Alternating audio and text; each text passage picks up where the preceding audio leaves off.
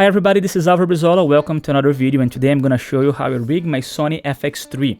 I recently made a video explaining why I've chosen the Sony FX3 over the Sony FX6. The camera was fully rigged and I got some requests to show what accessories I was using, and that's the objective of the video today. But before jumping into this, I want to let you know that I'm not claiming by any means that this is the perfect rig. There's no such a thing. There's no right or wrong. This is the perfect rig for me. It solves my problems. It might not be the perfect rig for you. People will rig their cameras for different reasons. They have different preferences, but hopefully this is going to give you some ideas on what to do with your own camera. And that's the topic for today, coming up. Okay, everybody, let's jump right into this. Let me start putting this top angle and put myself in the corner here. And I'm going to start telling you that this is my favorite lens to be used with this camera. It's the Sony 24-105, and that's the lens that I'm typically using with this camera because of its versatility. Not only because of the zoom range that goes from 24-105, but also because it's an stabilized lens, which can be combined with the in-body image stabilization and the electronic image stabilization. It's a very sharp lens. I don't mind at all that it is f4 because with this camera I have an amazing low light performance, and as soon as I go beyond 50 millimeters, especially at 105, I have enough of a background blur to have any creative style and any separations that I need. So that's typically the lens that I'm using with this camera.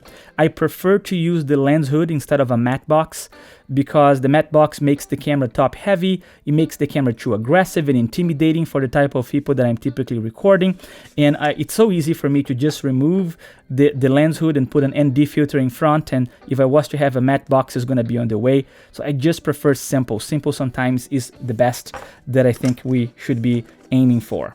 So the Sony 24-105 is my favorite lens to be used with this camera.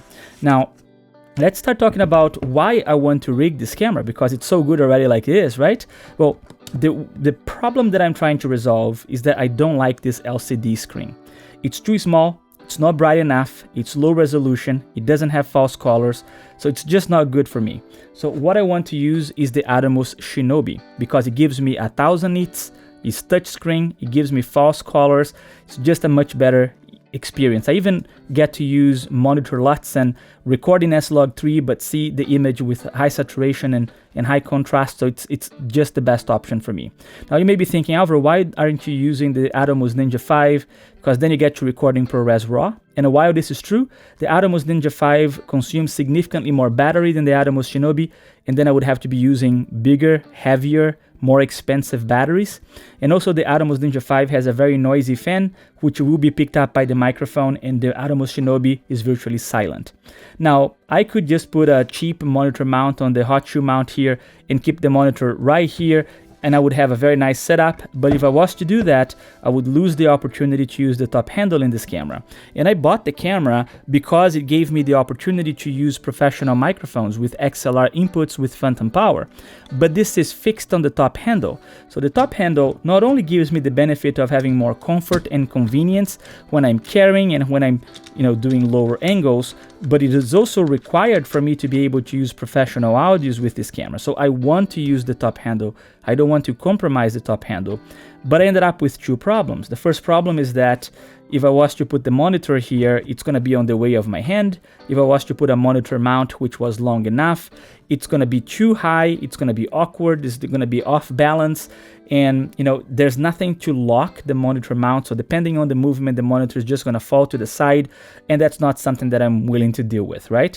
And additionally, I don't think this top handle is long enough. It doesn't go all the way through the hand, which makes me have the impression that it's not firm enough, and I just want to fix that problem. And since I'm fixing some problems, let's also take the opportunity to fix the fact that the HDMI port, although it's a full-size HDMI, it's not strong enough, it's flimsy. I don't want to risk losing the connection, the cable escaping or breaking the port, so I want something to secure the HDMI port as well. Those are the problems that I'm trying to solve. I'm not going to use any sort of follow focus because, I use autofocus most of the time, and if I need to focus something, I just put my hand on the focus ring. There's absolutely no need for me to use a follow focus on a camera like that. And I also don't want to compromise the grip of the camera. I love the grip that the Sony designed for this camera, so I don't want any cage that has any metal going through here.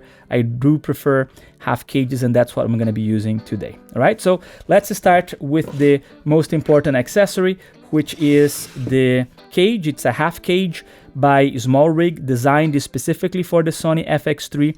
I have no idea how this cage is called, but of course I left the link in the description for you to check if you're interested. Those are affiliated links, so I do get a cut in case you choose to buy from my link. It's important disclaimer, it doesn't cost a penny more for you. So if you're finding this type of content helpful and you're interested on the case, please support the channel. It doesn't cost you anything, and it helps the channel quite a bit. I'm using a tool that comes already with the case. It's a very nice tool that after using, I just slide it in there. It's there. It's magnetic. It's not going to fall. It's not going to be moving, and the case is already almost installed. The other thing is that I need to put a screw in here, which comes with the case, and it comes also with the tool. So the Allen wrench is also included on this cage, and as you can see, it's very easy. And now I have 2 connection points to make sure that the case is going to be very sturdy, and it's like that how it's gonna go. Please note that if I want to use a follow focus, again, it's not my style, but if it is your style, you can put a 15mm rod here and tighten, and then put a follow focus from the top. It's going to be already prepared for that. You also have another cold shoe mount where you can put, for instance, your microphone, your Rode Wireless Go, and you can keep it in here. When you want to alternate between the shotgun mic and a wireless setup, you can just leave it in here, ready to go in case that's needed. So that's the setup that I'm going to be using. I get to continue, maintaining the nice grip that the camera offers, and I'm also protecting the camera a little bit. Now, what I like about this is because in this setup, it already comes, I didn't have to pay extra for that, the HDMI cable protector. So I'm just going to put this in here, and I can do this with my hand. If I want to, I can tighten it up with the same tool that came with the cage, and then put it back in there. And now that I have this in place, look how easy it is for me to put the HDMI cable. I'll open the door, and I'm gonna loosen it up a little bit, and I'm using a high quality, thin profile HDMI cable. Guys, if you are having issues with the Sony FX3 sending a standard and continuous signal to your monitor, it's because your HDMI cable is not strong enough, right? You need to have the right type of HDMI cable to send a 4K signal, 60 frames per second to your monitor. I left the link of this one in the description. It's not expensive and it works like a charm, right? But now I have a very secure connection of the HDMI cable. It's not going to break my port. It's not going to go anywhere. It's not going to disconnect in the middle of the shooting. And I think the monitor is going to be safe like that. But where am I going to put the monitor, since I don't want to put it on the top handle? So what I'm going to do, I'm going to use a side handle.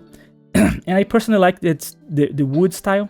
It has a NATO clamp on it, so it's very easy to put and to remove.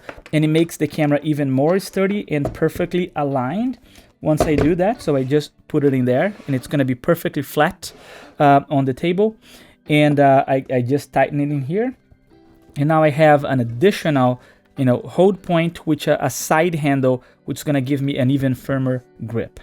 I am actually going to put the monitor mount in the top handle, and then by removing the monitor mount, I will be able to remove by removing the top handle, I will be able to remove the monitor mount as well.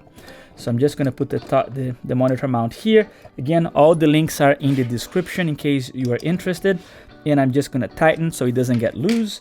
And now I'm going to put the Atomos Shinobi here on this in this mount. I'm going to tighten it very nicely and perceive that I get just the perfect combination. It's not going to be on the way of the audio settings. It's still available for me. I just put it in here, and I still get to open the little door if I need to. And I have a very nice position for the top handle and the monitor mount.